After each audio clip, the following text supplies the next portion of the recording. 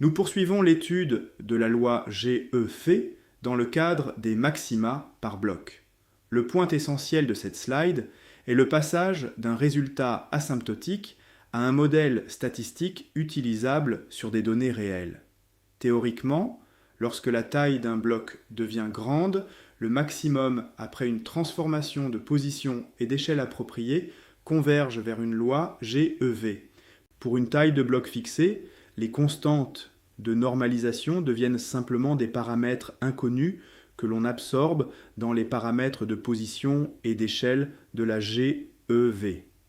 On obtient ainsi le modèle à 3 paramètres que nous allons estimer. Un paramètre de position, un paramètre d'échelle positif et le paramètre de forme XI. Il faut cependant garder à l'esprit que la GEV n'est pas, en général, la loi exacte du maximum d'un bloc de taille finie. C'est une approximation issue de la théorie asymptotique. Sa qualité dépend donc du choix de la taille des blocs.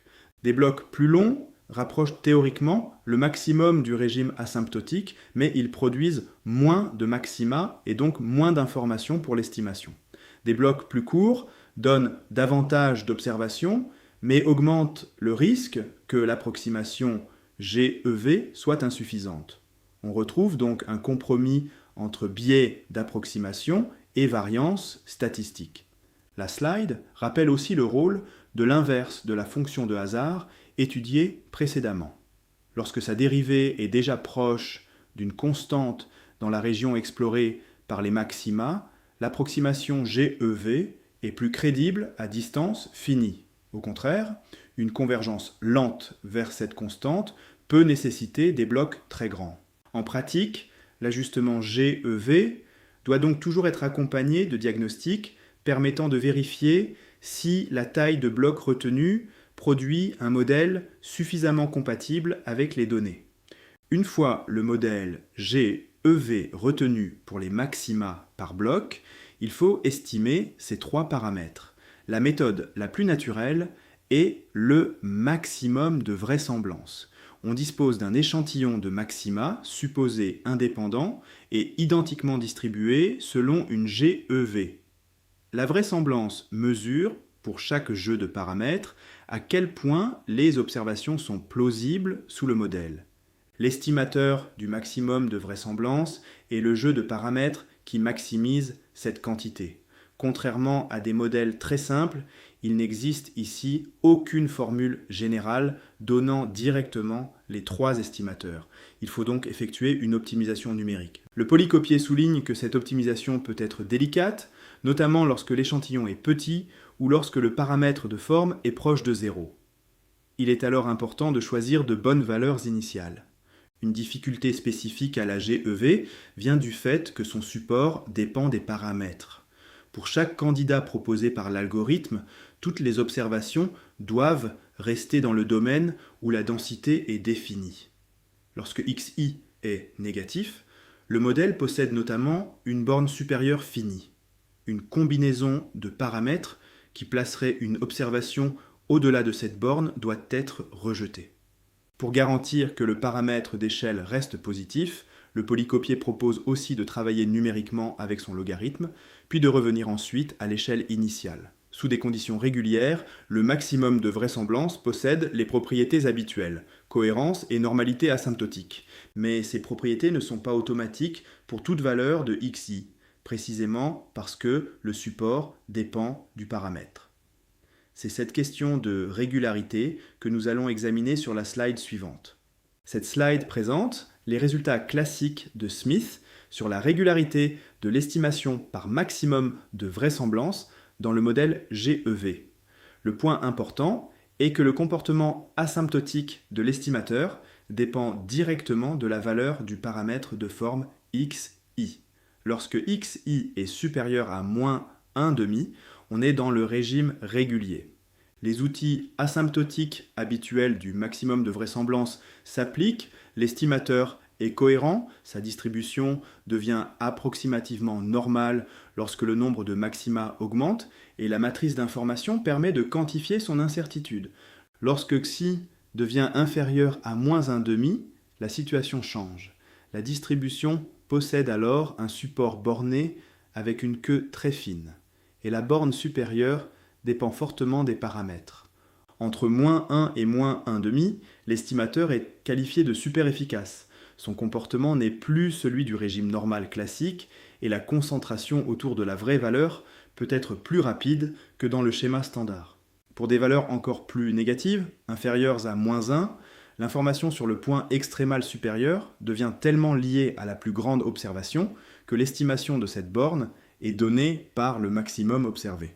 Ces résultats sont théoriquement importants parce qu'ils montrent que l'on ne peut pas appliquer mécaniquement les théorèmes standards du maximum de vraisemblance à toute la famille GEV. Le commentaire pratique de la slide relativise néanmoins cette difficulté.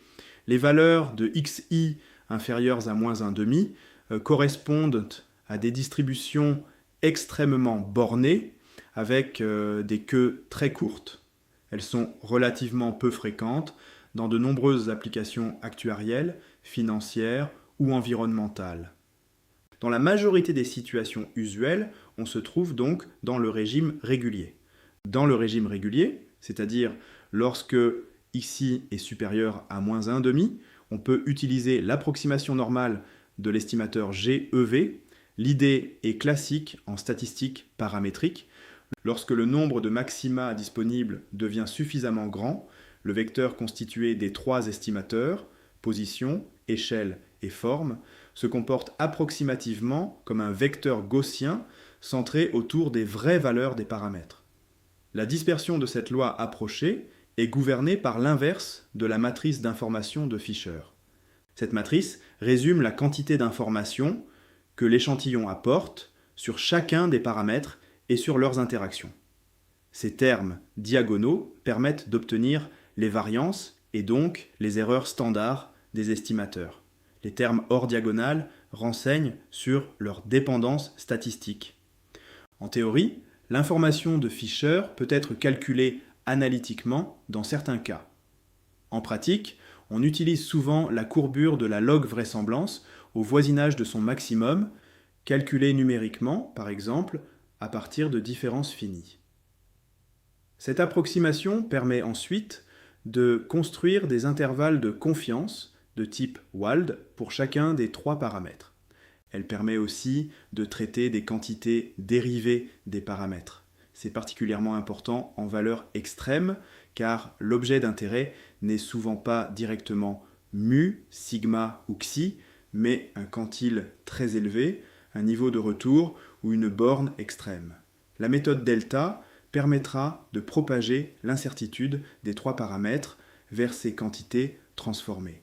Il faut néanmoins conserver une certaine prudence lorsque l'échantillon est petit ou lorsque l'on se rapproche des zones non régulières. L'approximation normale peut alors être moins fiable. Cette figure fournit un premier diagnostic graphique de l'ajustement GEV pour les maxima annuels de température observés à Oxford et à Worthing. Dans chacun des deux graphiques, on compare les quantiles empiriques des maxima annuels aux quantiles prédits par la GEV ajustée. Si le modèle décrit correctement la distribution des données, les points doivent se situer approximativement le long de la première bissectrice. C'est globalement ce que l'on observe pour les deux stations. À Oxford, comme à Worthing, les points suivent assez bien la droite de référence sur l'essentiel de la plage observée.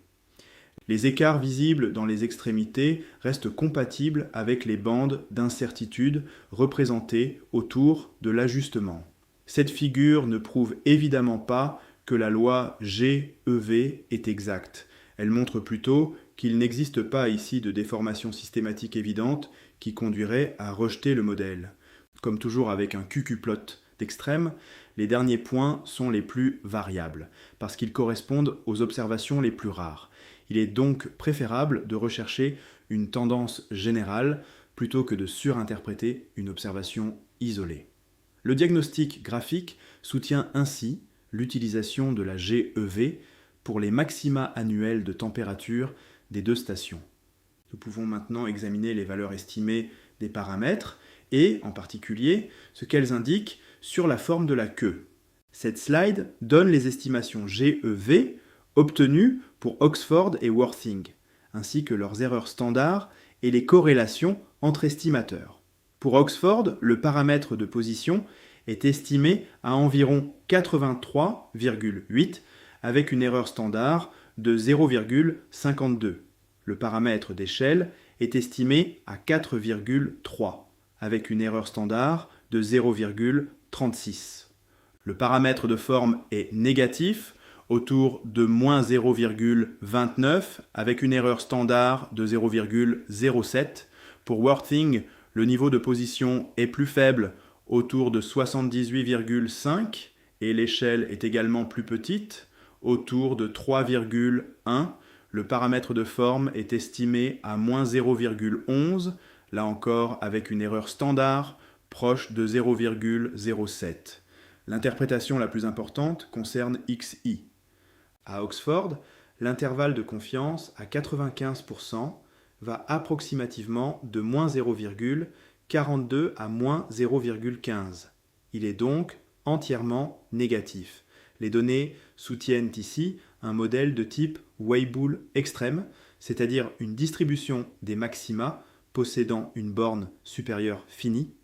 À Worthing, l'intervalle va de moins 0,25 à 0,03. Il contient donc 0. Le point estimé reste négatif, mais l'incertitude ne permet pas de distinguer nettement une queue bornée d'un comportement de type Gumbel. Le tableau présente aussi les corrélations entre les estimateurs. Elles ne sont pas négligeables. À Oxford, par exemple, l'estimation de l'échelle et celle du paramètre de forme sont assez fortement corrélées négativement. Cela signifie qu'une variation d'un paramètre peut être partiellement compensée par une variation d'un autre dans l'ajustement. Cette dépendance entre paramètres est importante lorsque l'on construit des intervalles de confiance pour des quantités dérivées, comme les niveaux de retour. Il faut utiliser toute la matrice de variance-covariance et pas seulement les variances prises séparément. Nous introduisons maintenant deux notions fondamentales pour l'interprétation pratique des modèles d'extrême, la période de retour et le niveau de retour. Partons d'un niveau fixé. Sa période de retour correspond au temps d'attente moyen avant d'observer un nouveau dépassement de ce niveau sous les hypothèses du modèle. Inversement, si l'on fixe une période, par exemple 100 ans, le niveau de retour est le niveau dont le temps moyen de dépassement est précisément cette durée. Dans un cadre IID et stationnaire, si la probabilité de dépasser un niveau à chaque observation vaut P, le temps d'attente moyen avant un dépassement est l'inverse de cette probabilité. Avec des maxima annuels, une probabilité annuelle de 1% correspond ainsi à une période de retour de 100 ans. Il faut cependant éviter une interprétation déterministe. Une période de retour de 100 ans ne signifie pas qu'un événement se produit exactement tous les 100 ans, ni qu'il ne peut pas se produire deux fois à quelques années d'intervalle. Il s'agit d'une moyenne probabiliste du temps d'attente. L'intérêt de cette notion est précisément de traduire des probabilités très petites en une échelle temporelle plus intuitive pour l'ingénieur, l'actuaire ou le décideur. La difficulté vient de l'extrapolation. Il est fréquent de vouloir estimer un niveau de retour centennal alors que l'on ne dispose que de 30, 40 ou 50 années d'observation. Le niveau recherché se situe alors en partie au-delà de l'information directement fournie par les données. La théorie des valeurs extrêmes permet cette extrapolation, mais elle ne supprime pas son incertitude. Plus la période de retour demandée dépasse la longueur de l'historique, plus le résultat dépend du modèle de queue, et en particulier de l'estimation de XI. Une fois la loi GEV ajustée, le calcul d'un niveau de retour devient un problème de quantile. Pour une période de retour donnée, on cherche le niveau qui possède la probabilité de dépassement correspondante. La formule affichée sur la slide est simplement l'expression du quantile de la loi GEV. Elle possède une écriture lorsque le paramètre de forme est différent de 0 et une expression limite particulière dans le cas de Gumbel lorsque xi vaut 0. En pratique, les paramètres réels étant inconnus, On remplace le paramètre de position, le paramètre d'échelle et le paramètre de forme par leurs estimations de maximum de vraisemblance. On obtient ainsi un estimateur par substitution du niveau de retour. Cette opération paraît simple, mais elle amplifie parfois fortement l'incertitude. Pour des périodes de retour très longues, le niveau estimé devient particulièrement sensible aux paramètres de forme. Deux valeurs de xi assez proches peuvent produire des extrapolations très différentes, loin au-delà des observations. Il faut donc associer au niveau de retour une mesure d'incertitude. La slide utilise pour cela la méthode delta. Le principe est de considérer le niveau de retour comme une fonction des trois paramètres GEV. On approxime localement cette fonction par une relation linéaire autour des paramètres estimés. La variance du niveau de retour dépend alors de deux éléments. D'une part, de la matrice de variance-covariance des trois estimateurs, d'autre part, de la sensibilité du niveau de retour à chacun des paramètres, représenté par son gradient. Cette approche prend donc correctement en compte les corrélations entre mu, sigma et xi observées sur la slide précédente. Elle permet ensuite de construire un intervalle de confiance asymptotique pour le niveau de retour estimé. Cette figure représente les courbes de niveau de retour obtenues pour Oxford et Worthing. Sur l'axe horizontal figure la période de retour sur une échelle logarithmique et sur l'axe vertical le niveau de température associé. La courbe centrale correspond au niveau de retour estimé par le modèle GEV. Les deux courbes qui l'encadrent représentent les limites d'un intervalle de confiance à 95%. Les points empiriques servent de diagnostic. Pour les périodes de retour qui restent couvertes par l'information contenue dans l'échantillon, ils doivent être raisonnablement proches de la courbe du modèle.